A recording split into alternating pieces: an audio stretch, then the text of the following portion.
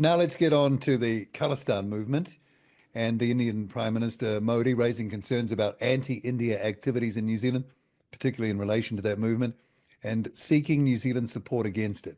What do you make of that?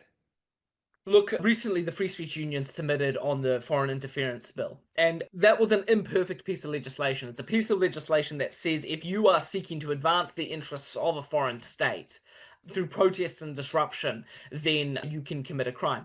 And we were in two minds around that, because what does it mean to support the interests of a foreign state? This could be a murky line. But what we are seeing more and more, Paul, is certainly the CCP out of China seeking to flex its muscles within Kiwi communities. At the moment, the Free Speech Union is running a case of a Kiwi journalist who is being harassed and legally silenced by the courts because of a CCP stooge who was out to get her.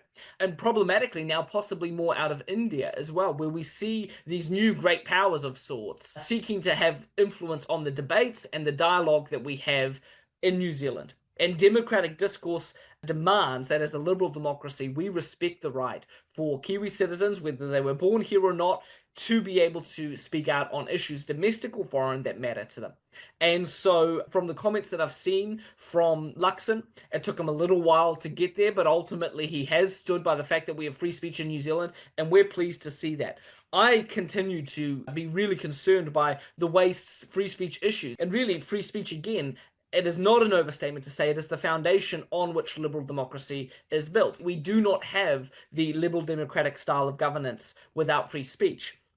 And for Mikey Sherman from One News to be putting to the Prime Minister, well, you've got free speech, but does this cross over to hate speech? As if this is a binary of, well, the one can't exist with the other. This is the framework that unfortunately many journalists operate with now. And they're constantly, case by case, having to make what is an unavoidably subjective judgment of, is this free speech? Does free speech apply here? Or is this hate speech? And they will inevitably reach into, do I like this speech? Do I like these ideas? Or do I find these ideas distasteful? Therefore, ergo, it must be hate speech. Which means free speech doesn't apply to anything that I dislike.